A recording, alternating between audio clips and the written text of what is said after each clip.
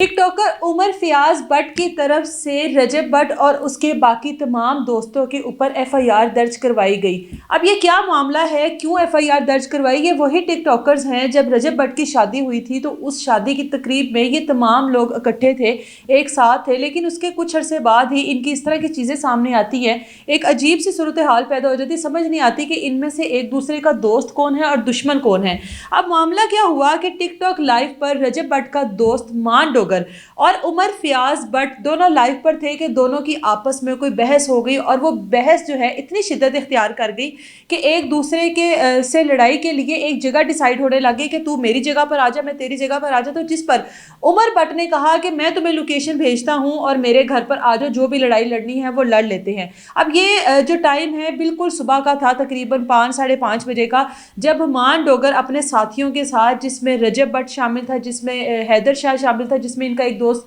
शेजी है वो भी शामिल था, और मजीद और 2 लोग थे जो कि मुसल्लह अफराद होकर इनके घर में जाते हैं और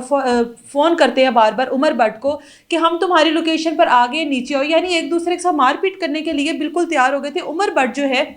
वो नहीं आता नीचे, जिस पर मान डोगर साथ साथ लाइव पर अपनी वीडियो बना रहा है और साथ साथ दिखा रहा है कि मैं पहुंच गया हूं, ये इतना डरता है कि ये नहीं पहुंचा। जिस पर उमर बट की जानिब से कुछ देर बाद एक जवाब आया कि मैं तुम लोगों के ऊपर एफआईआर नहीं करवाऊंगा, बल्कि मैं तुम लोगों को घसीटूंगा, मैं तुम लोगों को ख्वार करूंगा। अब जो उमर बट है वो सुंदर थाना पहुंचता है और वहां पर जाकर एफआईआर दर्ज करवाता है, और तकरीबन उसको 2 दिन लगते हैं एफआईआर दर्ज करवाने में। जिस पर अब रजब बट की तरफ से एक नई स्टेटमेंट सामने आ गई, जिस पर वो कहता है कि जो उमर बट है इसने मुझे बोला था कि मैं तुम्हें ख्वार करूंगा, एफआईआर दर्ज नहीं करवाऊंगा, पुलिस मेरे घर की है, मैं तुम्हें बताऊंगा, लेकिन 2 दिन लगे इसको मुझ पर एफआईआर दर्ज करवाने में, और कौन सी ख्वारी है मेरे ऊपर? मैं तो बिल्कुल आज़ाद घूम रहा हूँ, व्लॉग बना रहा हूँ, जिम जा रहा हूँ, अपनी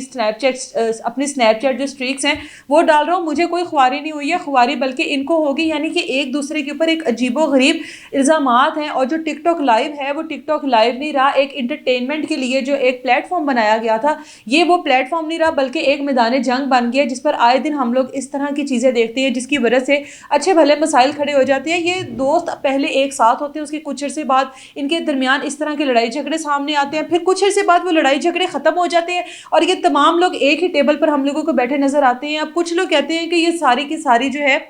लोगों को अपनी तरफ अट्रैक्ट करने की, या आपको स्क्रीन पर रहने की, या ट्रेंड में रहने के लिए ये इस तरह की जो मनगढ़ंत ये स्टोरीज हैं या इन लोगों को बनानी पड़ती हैं ताकि किसी ना किसी तरीके से ये लोग ट्रेंड में रहें। अब ये वाकई ही में एक सच में कोई लड़ाई है? यकीनी तौर पर अगर उमर बट की जानिब से एफआईआर दर्ज करवाई गई है इन तमाम दोस्तों के ऊपर, 7 अफराद पर, तो यकीनन ये जो लड़ाई है ये एक अच्छी भली लड़ाई है, और इस लड़ाई में इन लोगों ने